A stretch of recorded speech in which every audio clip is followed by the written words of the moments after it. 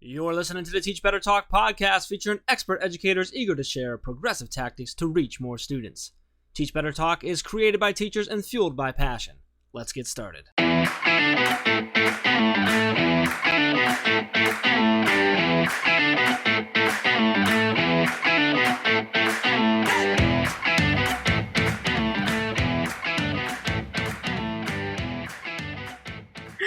Hey everyone, welcome to Teach Better Talk podcast, episode 249. Who knew, guys? We're almost at 250, kind of exciting. My name is Ray Hewart, and as always, Jeff Gargis is here with me because even almost at 250 episodes, I can't get rid of the guy. So, hi, Jeff.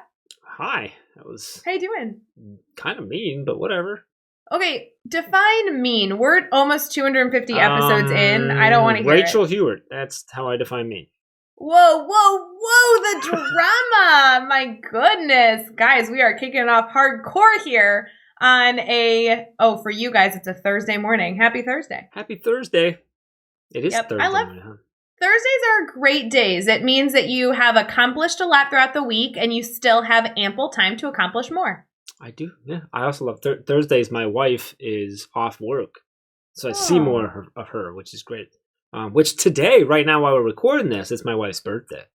Oh, So, I love Amy. Happy birthday, Amy. We love you. She doesn't listen, but happy birthday. But if you were listening, Amy, we love you. I already texted her, so I don't really care. She knows that I love her. Did you text her today? Yes. Yes. That's Obviously. good. I did not. You didn't text your No, wife. I I hope didn't you text her. gave her a hug or a smooch or something. I said hello. She deserves it. We did stuff yesterday. I gave her Valentine's Day and her birthday stuff yesterday. I see. That's I see. Well, that's good. I mean, I'm glad that you were a decent husband. To be honest, Jeff, I give you grief a lot, but I know that you're a pretty great husband. So I do believe that you spoiled Amy at the appropriate amount. Here's the best part is because you know how you can figure out how that we've been married for a long time because I got her an air mattress. Because the kids like to camp out downstairs a lot and we're getting rid of the couches and the futons in there, so there's nowhere to sleep. So last time she and I we had to sleep on the ground. It was painful. So she's like, we really need an air mattress. And I'm like, boom, done. And then I got her this, it's a canvas print of an old cassette player, which is, Ray, I'm not sure if you're familiar. Cassette player is what they used before we had. I hate you. Before we had CDs. I hate you. Before we had, yeah. Anyway, a cassette player, and it's got Born to Be My Baby, which is a song by Bon Jovi that we actually came into our wedding to, into our wedding reception. And then it has our wedding date, and then around the tape winder things in I don't know what that's called. The spindles, I guess, is all the lyrics of the song. So it's a cool throwback thing. I don't know where we're gonna put it. It doesn't go with anything in our house, but she thought it was cute, and I'm like, "Is it all right that I just got you an air mattress?" And she's like, "Are you kidding me? This is awesome!" And I'm like, "All right, good. Check that one off." Guys, Amy is the most wonderful, happy, practical, lovely woman on the planet. I'm thrilled that she liked the gift. That's literally she's all that matters. Both the easiest and the most difficult person to shop for because she's easy because it's typically simple things that get her really excited, but it's also really difficult because she doesn't want anything. No, she's the most lovely woman. Oh my God, I can't say enough good things about her. She doesn't want for anything and she gives always. Yeah. So she loves baking cupcakes and doing design. So she does that for all the girls at her work. And so they were all freaking out because what do we do for Amy when she makes all the cupcakes? So she made 48 cupcakes last night and decorated them this morning. Took them in. I think they probably got her a bunch of stuff too. But I'm like, that's pretty much. Here we go. Wait, hold on. I have a comparison that was tried for our network. And then obviously I know we have other things we're going to talk about. All right. If you are in our Teach Better family and you know Livia Chan, who is the most generous, sweet, lovely woman, Livia and Amy are almost the same person. So if you think the world of Livia, trust me, you'd love Amy. There we go. That's a comparison. A dangerous combination, those two. Dangerous. I would never. That is going to be a fun day when we get them two together. No, I would never put them in a room together. That'd be awesome. No, the world would implode. No. I think next Teach Better conference, Amy and Livia has to be the other person working the front table. Oh my God, wait. Could you imagine if you threw Jackie in there? Oh my God, the world would explode. Yeah. Horrible. Wow, that'd be crazy. I get to hang out with Jackie this week. Okay, don't brag on the podcast. Come on, get out of here. Podcast. Wait, we're almost 5 minutes into this, and we've said nothing really. Well, actually, that's not nice true. To your wife. We actually said quite a bit about my wife. That's not where I'm. Wow. I'm sure everyone Duly listening noted. is sitting. When they started the episode, they're like, "Oh, it's 2:49." I hope they talk about Jeff's wife for 5 minutes. Whatever. Amy's awesome. That's good. Whatever. I hope she's not listening now because I just said that. But let's talk about my wife's favorite person in the entire world. Not you, but Chad Ostrowski. I don't think that's accurate, but we'll say it is. I mean, guys, she knows I think Chad Ostrowski is worth talking about because he has a big thing starting next week, and so I think he's worth celebrating. I don't know. Yeah, let's celebrate him in this thing that he has started. I see. So tell us about this. It's called the Building a Grid. It's a live series, which is awesome. It's a live stream series, which means it's going to be on Facebook, Twitter, YouTube, and Twitch, right? Yes. And streamed into our private Facebook group as well. So it's free for everyone. And can you kind of break it down? Like, what is actually happening, though? Like, what does that mean?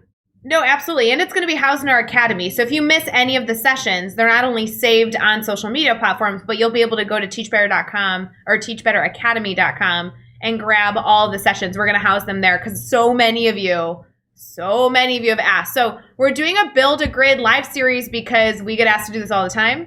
I have done a few, Chad's done a few, but we've never really done a series where we go live with another educator and we do one-on-one live coaching to build a grid. So we are truly building a grid live on camera, streaming everywhere and saved for all of you to enjoy. And truly, I mean, we know a lot of you use the grid method, but a lot of people don't know where to start. And if they're not a part of our, like workshops that we do with districts, or they aren't interested in necessarily taking a course in the academy, we just want to truly give you every tool humanly possible to make it happen. So it is a multi-part series. This is literally going from the end of February to the middle of April. I mean, it's ridiculous. And educators are joining us from around the world, from all different subject areas and grade levels, to build a grid live with Chad. So the first one is starting next week, February 23rd. Chad is going live with an elementary math teacher, and they are building an elementary math grid. From there, it's every Tuesday at 8 o'clock Eastern in the evening, every Tuesday from February 23rd till April 13th. They're doing a secondary science grid, elementary reading, secondary social studies, secondary writing, elementary art, secondary PE, and then the last one's going to be a bonus. We're doing an admin support session. So it's supporting administrators to support their teachers who might be using a mastery learning framework. Cool twist in it. Are we allowed to? Do we know the educator names that are joining him? Are we allowed to say that? I'm curious who the administrator is. Can we give that one away early on? Do we know? The answer is yes. You want to give? Okay, I'm not going to give all of them away, but I'll tell you. Just the admin. The admin is Mark Heller. Oh man! I mean, what a rock star for how to support grid method teachers. Oh, I love him. Oh, that's awesome. He's probably already skipped forward though. He probably doesn't hear us talking about us because he always skips us. He tells us that he skips us in the intro. This is one of those things. And I've said this a few times, like random lives and stuff. But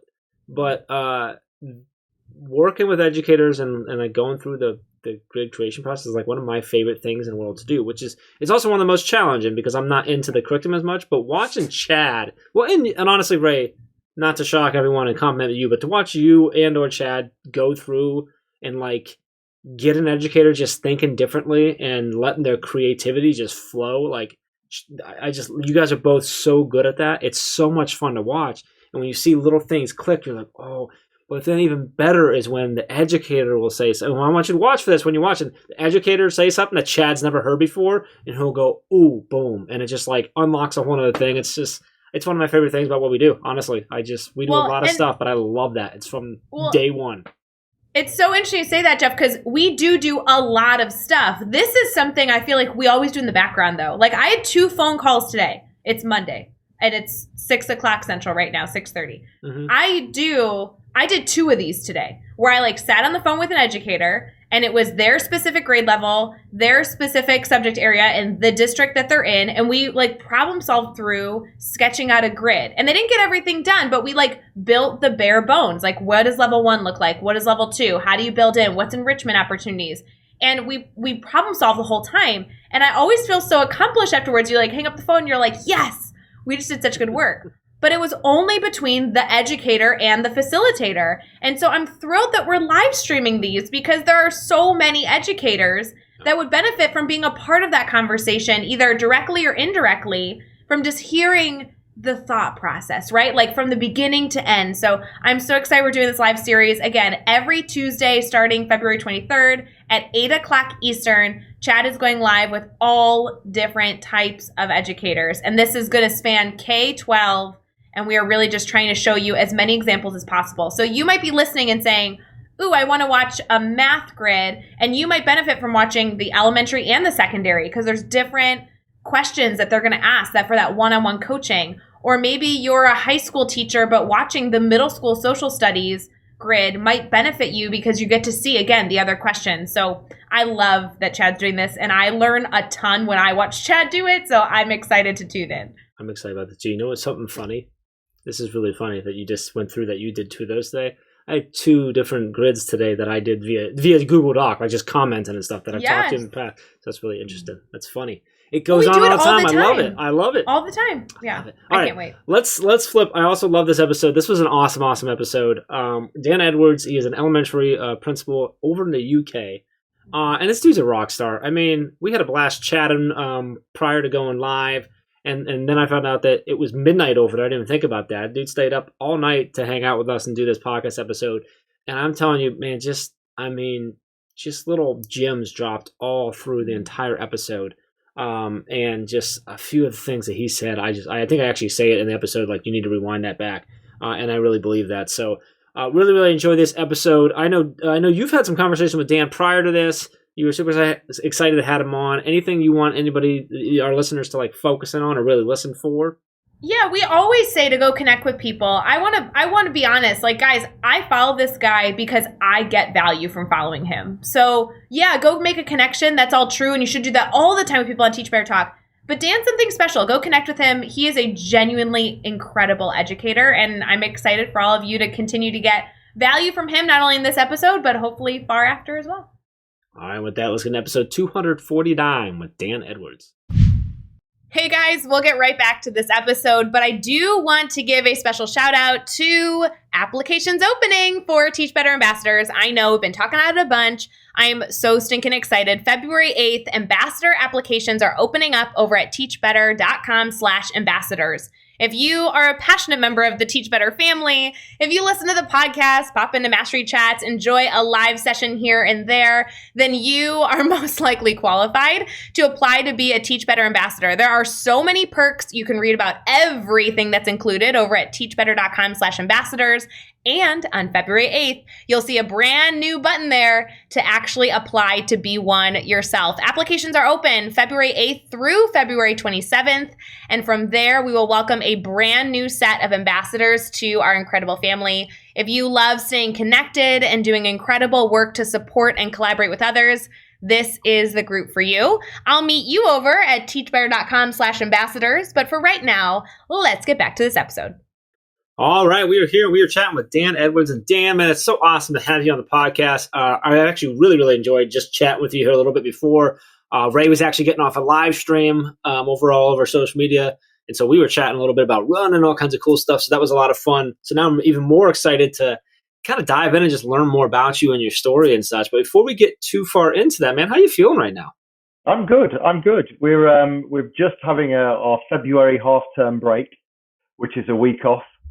And it's been a very challenging term over in the UK for our schools as we've gone into lockdown, and we are in a hybrid model, a remote learning model. So it's been a very challenging time since Christmas, where we've been learning very, very quickly about how to get the best learning for our pupils. And I think the week break is now very, very welcome for lots of educators in the UK. So it's been nice to take some time away, reflect, revise on where we may go next, and as you say, do a lot of running, which has been fantastic. Dan, I was so excited to talk to you tonight because we originally connected on Twitter. You had reached out wanting to continue our connection through a Zoom call, and I'm so glad you did because I now find you all over in the Teach Better family. And so when I saw you on the calendar for today we're recording, I was like, oh my gosh, I'm so excited for podcasting tonight. So I'm so thrilled you're here. Before we get into all the questions and I'm hoping like all the stories you share, I want to make sure our listeners get to know you a little bit. So will you answer kind of like the typical traditional age-old question of, hey, Dan, what do you do? Well, okay. Well, I'm a primary school principal in the UK in a city called Leicester. And I've been the principal of my school, Woodstock Primary Academy, for probably just over 3 years now. Prior to working in the primary sector, I was a secondary drama and English teacher. So I was teaching children from 11 to 18 English and drama and theatre studies. And then after a while, I decided to move into the primary sector, which is, I suppose, your elementary school. So from 3 years old to 11. And after taking a break from secondary school, I stepped back into the classroom and thoroughly enjoyed teaching a younger range of pupils. And rather than just teaching one subject and being a subject specialist in one area, I was really keen to teach a broad curriculum and see where my interest of drama and English could be developed from children in nursery to those children about to start, their high school journey. So yeah, that's where I'm at now. And I love my school. We've been on quite a journey of improvement over the last 3 years. And we've been really trying to build our school community. So our parents and our teachers and our staff, and hopefully reaching out to some of the community aspects, small businesses. So we're building a family based on, mutual respect, high expectations, but also making sure that our relationships between our staff and our pupils and our parents are, really strong and caring. And what better time to practice those relationships and make sure they were strong enough, obviously, during this lockdown period that we're currently in.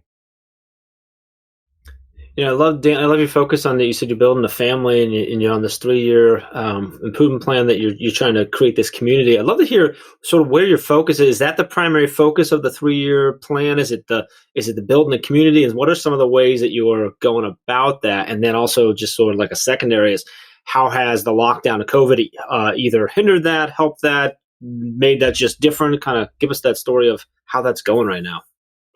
I think when I came to the school, we needed to really bring all of our stakeholders together. So as much as the school was functioning, I noticed that our parental community and the wider community probably weren't as cohesive as we needed to be on our journey of improvement, because we really did need everybody to get behind the new message or the new ethos and help us achieve that. And without using a cliche that I'm sure lots of people hear, I'm a great believer in that, that classic quote of culture eats strategy for breakfast. And we needed to develop a culture, and we needed to develop a brand or a kind of an ethos that was really identifiable to our pupils, and like I say, our parents. So we came up with Team Woodstock, which was our mantra. And every letter we signed off, every tweet we kind of sent out there was always about Team Woodstock. And the fact that it wasn't just the staff and the pupils, that Team Woodstock extended beyond the school gates. It reached out to parents. It reached out to ex-pupils who were now in their 50s or 60s, because we're quite, geographically defined by the area that we serve. So many of our alumni, as it were still live in the area, are probably grandparents of the pupils that go there now. So we needed to build that identity and build that trust and build that community. And we've been really successful in that. And I suppose one of the biggest testaments to that was when we first went into lockdown in March, we were able to really keep our family and community with us, because we were very concerned that, like most schools, when you go into lockdown, the voices of the school and the messaging and the communication from the school can easily be lost because we're no longer functioning as a school. And you worry sometimes about how that's filled with social media or, media of the press in the country. And So we managed to keep our messaging going through Facebook and all range of different ways of doing things. And yeah, we're in a position now. Unfortunately, we are in lockdown 3 in the UK, as it were, and we've been successful because we're still, continually talking with our parents and making sure that that community is still there. So yeah, it's been a very important thing for us to develop so early on in our journey, but it's given us the strength now to really go through these challenging times. I love it. Thanks for sharing that, Dan. I appreciate that. I think, one of the things I pulled out of there is just the communication being so key, so important, and that consistency and finding that, you mentioned brand, that thing that can connect you all, right? And that's Team Woodstock, and that thing that brings everyone together, makes everyone feel welcome, so that that, I love how you touched that. It's not just the students and teachers and staff. It goes far beyond that to the rest of the community. And I think that's crucial. So I love that a whole lot. I want to go into one of my favorite questions, this talking about failure and how we overcome that. So wonder if you could share with us a time that you've had a failure in your life, a challenge you had to overcome. Kind of take us there with you. What happened? How did you overcome that? And then what did you take away from that experience? I think quite openly, I personally probably wasn't the best pupil at school and probably wasn't the best student in high school and then into my higher education. So before I left university, my experience of education didn't really inspire me to want to be an educator. I left with very minimal qualifications. I kind of, flunked a lot of my GCSEs, which are our standard, statutory assessments when you're 16 years old. And I didn't really think that I could, possibly go into a school and then be an educator. So I suppose one of my biggest failures was not particularly being well behaved or motivated or held a great level of concentration when I was at school. And I think I got into my late 20s and I'd spent a lot of time working in residential social care for children who may have been in children's homes or in alternative educational settings. And I realized I wanted to be a teacher. And the biggest challenge that I had was to go back to school whilst in my late 20s, gathering the GCSEs and the qualifications that I needed to actually get onto teacher training. So the biggest challenge I had was actually getting to be a teacher in the first place. And I remember going back to night school and taking various GCSEs just to make sure I had the entry level requirements to get into my teacher training. So along that way, there was a lot of, failing because I just think I should have really thought about this a long time ago when I was 16 and 17 and possibly messing about in class, to then realizing that actually what I was only doing was probably limiting the opportunities that I had, as I got to later life, really. And it's something I share with my pupils about, their behavior and their attitudes to learning, that at this moment in time, especially in elementary school and primary school, where you're talking to children who are 10, 11 years old, you talk about the doors of opportunity. And before they leave, for high school or secondary school in the UK, all of those doors of every opportunity or every, vocation that's available to them is there and open. And when they don't have the right attitude or maybe not fulfill what they wanted to do for their own fault, one of those doors shuts and then another door shuts and another door shuts. And the options that they have when they leave education is very narrow. So yeah, I think one of my challenges or one of my failures was probably not being the student that I'd want all of my pupils to be. Oh, Dan, I'm so glad you ended up going into education though, because I think that us learning about kind of what not to do in our youth, it makes us better educators, doesn't it? Come on.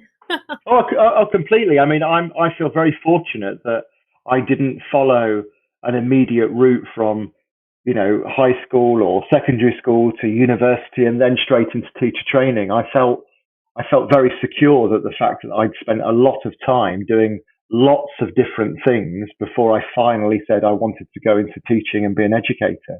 Because I think that broad range of life experiences defines you, but also gives you a well-rounded view of the world. I'm not, that's not, I'm sure not at the detriment of those teachers who do follow that traditional route. But I do feel that if you can bring experiences from, things that you've done prior to being in that vocation, it's all for the betterment of your journey and where you can take others, I believe. Absolutely. We can all be better educators by bringing more to the table, more life experience, our own life experience to the table. I love that. When it comes to the work you're doing, one of the things I've really learned about you is you are so dedicated to learning and connecting with others. And I so admire that. I love chatting with you. I love being able to see you make more connections in education as you continue to grow. And, I'm so thankful that you joined the Teach Better family, truly, because I know there's been so many people that I am connected with that have learned from you. But when it comes to really what's exciting you right now about education, maybe what fuels your fire or what's really keeping you excited about what you're doing, what is that for you? Well, I think it's born out of the situation that we're currently in, because we are in this really peculiar time for education, and that is not education within the UK, but definitely education across the globe. And obviously, it's borne out a very tragic set of circumstances. We're all facing this rather, unique, unprecedented situation of the global pandemic of COVID, and we've seen schools close or go into hybrid models of education and learning. And we know that that's had an impact on our pupils and on our families and our communities. But I suppose what I'm really excited about is the possibilities of where we go next. Because I think in all of this, we do hope that there'll be an end to, the situation that we're currently in, and children will come back into school. But I think one of the things I'm really excited about is where do we take and where do we develop not only this new digital literacy that some of our children have now developed from working remotely and using media platforms such as Teams or Zoom or Google Classroom, but how do we incorporate, all of these new skills of independence when you have all of these children at home following their own maybe individualized workflows that they've been set by their teachers, giving them that sense of autonomy when they can decide, well, I'm going to do my English now, and then I'm going to do my math work now. So all of those things, we're seeing children and, students develop a new set of skills that we've probably never seen before, and probably have had our kind of, our hand played a little bit because of the circumstances. But I think what's really exciting is where do we take this next? And what do our classrooms look like when this is all over, when children come back into schools which no longer have to be socially distanced, and when we can see a sense of normality to what we're achieving and what we're trying to do. So I think for me, what I'm really excited about is maybe not 6 months, but maybe in a year's time, what is learning going to look like? What are schools going to look like? What are classrooms going to look like? And also the role of teachers. What is going to be our role? Because we've had children who have been very independent in their learning, and we've been more of a facilitator rather than, talking from the front. We can probably more from, the sage on the stage kind of thing, really. So I'm really excited about where we go next, and I'm very excited about the possibilities for all of these new schools to come in, all of these new skills to come into fruition, and maybe create an education that we've never seen before. Oh, I'm so excited for that. You just shared so much hope and excitement. I am jazzed up so much. When it comes to a piece of advice, what piece of advice would you give to teachers? And this can really be something just in general or about that beautiful, hopeful mission of what education could look like when we finally get out of the stage that we're currently in. But what piece of advice would you share with teachers? I think one of the most important pieces of advice I've learned is about authenticity and being transparent and being yourself. I think, we talk a lot about well-being, and we talk a lot about mental health and making sure that our teachers are refreshed and our teachers are, have a sense of purpose, and that sense of purpose can inspire well-being because everybody's rules or everybody's kind of, jobs are clearly defined. I think for me, one of the things I learned very quickly, especially in leadership and also in, when I was a main scale teacher, as it were, was that it's far more exhausting trying to be someone else or a character of a teacher or a caricature of a leader than it is just to be yourself, because you're constantly thinking, how would that other person think, or how would this character think, in my role? And actually, what you find yourself doing is exhausting yourself trying to be someone that you're not. And for me, I think the best thing to do is just be yourself with all your flaws, with all your kind of foibles, with all your, idiosyncrasies, because we have to be ourselves to educate. We cannot be carbon copies of someone else that has gone before. And it's our relationships with children and our relationships with staff that make any school unique, because it's grounded in transparency and honesty and trust. And, as a leader, I feel that, and for teachers, anybody working in the education profession, you'll always make mistakes. And the best thing to do is to have that honesty and to be in a culture where you can say, you know what, I dropped the ball there, and it's okay, because we are all going to do it, and we all kind of feel safe in making mistakes as we go along. So I think my sole piece of advice to anybody working in education is be yourself. Just be yourself. Wow, Dan, that was powerful. I mean, when touching just how you said that, how you phrased that around the idea of how it's exhausting to try and play a character of who you think you're supposed to be, or maybe who society has told you that you're supposed to be, as far as what a teacher is supposed to look like, or supposed to talk like, or supposed to act like. And it's exhausting trying to think of what would that character do? What would that person do? Versus just being yourself and letting yourself be out there and being transparent, be real, be genuine, be all the things you are, whether that's weird, goofy, and everything in between. That's powerful, powerful advice. I hope if you're listening right now, maybe hit that back button a few times and listen to that all over again, because there was a lot of power in what you just said, and I really appreciate that, Dan. That was awesome. I think it's just really important, and I think we're in such a strange situation globally that it's made lots of people reflect about their occupations, their vocations, the way that we live our lives, and without sounding so quite grandiose about it, the easiest thing to do is to just be authentic and be transparent, and recognize that, if we are transparent and are humane and are keeping ourselves true to ourselves, that the relationships we made are going to be all based on trust and all based on, honesty. And I think even with parents, I can be a bit silly at sometimes, speaking to the children on the playground, but that's just who I am. And the pupils like it, the parents like it. I couldn't be anybody that I'm not. And I think, it's important just to be who you are. I love it. I love it. Let's keep it going here. I'm going to throw the next 6 questions at you. Your goal is to answer each one in 15 seconds or less. You ready to roll? Go. All right. Give us one ed tech tool you cannot live without. Twitter. Give us a book you're reading right now. James Kerr, Legacy. Who do we need to follow on Twitter or Instagram today?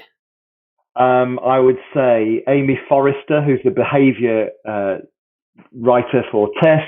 I would say Kate Jones, who's a writer, again, and a great educator in Dubai. And I would also say Odyssey Trust, Anne-Marie Williams, who's a great educator and school leader. What's a good YouTube channel, website, or podcast for educators to check out? Obviously, Teach Better Team and all of the fantastic podcasts and YouTube videos on there, but also a really great podcast that's in development at the moment, which is the We Lead Well podcast, which is fantastic. Give us a daily, weekly, or monthly routine every teacher should get into. Every day, write a list, write 5 things on it, and they're the only 5 things that you will complete in that day. Anything else is just extra. Concentrate on 5 things, make sure you achieve them. That's all you'll need to achieve, and it'll make you feel really, really good that you've achieved every single one. And give us the best piece of advice you've ever received. Be yourself, or just keep standing up. Both great. Dan, oh my gosh. And can I just tell you, I'm literally in the back of my head, not that I'm multitasking, I was thinking about what I had to do tomorrow. And right when you were saying answer to 4, you were like, write a list and stick to it of 5 things. And truly in my head, I'm like, oh, I could do that. Sign me up. That's a great strategy. People like to write lists, but then the lists go on forever and ever and ever and ever. And I think if you just go 5 things, that's it. That's today's workflow, and I'll get that done. If I can do other things, that's great. But if I can just do these 5 things, then I've achieved.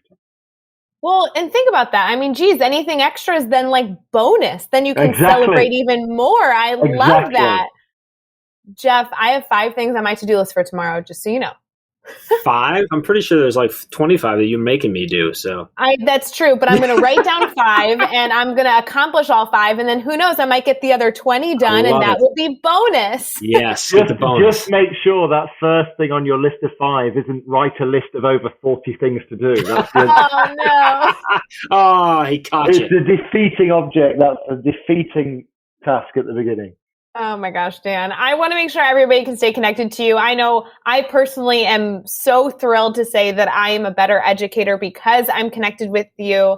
I really love catching you on Instagram, seeing your tweets, and just continuing to learn with you. And so I want to make sure our listeners take it upon themselves to also make very, very strong connections with passionate educators. Would you mind sharing where people can stay connected? No, of course. So, my Twitter handle is DanEdwards_77. I also have a blog, which is leadinginthe.now.org. I believe on there you'll also find lots of social media icons to Facebook and Instagram and various bits and pieces. And most importantly, obviously, I'd love people to have a look at my school and have a look at the things that we're doing. So that's Woodstock Primary Academy, and that's our Twitter handle is Woodstock Acad, and on there you'll find a link to our school website, and you can see our ethos and have a look at our curriculum and the things that we do above and beyond for our pupils and our parents. But ultimately, we're again as a school interested in making connections globally or internationally. So yeah, it's all good. And, you can find all the links and all the resources and everything we mentioned in this episode over at teachbetter.com, as well as those really important links for connecting with Dan and keeping this conversation going. So make sure you head over to teachbetter.com for all of that. Be sure to hit subscribe so you don't miss any upcoming episodes. And if you can give us a rating and review, we'd really appreciate that as well. And let's keep taking just one step further. Think of just 3 of your colleagues who need to hear these amazing stories and connect with these amazing educators, and just share this podcast with them. Dan, this was awesome, man. I really appreciate you coming on. There's so much value in this episode. I'm so excited for other people to listen to it and to get inspired by it and to connect with you and to learn and grow with you going forward. So just really appreciate you taking some time. And I know it's super late there, so I really appreciate you staying up late for us. We didn't even touch on that, the fact that it's midnight where you are right now. That's okay. Really appreciate that, man. Thank you so much. No, thank you very much for having me. It's always a great pleasure to talk to you both. And until next time, let's get out there and let's teach better.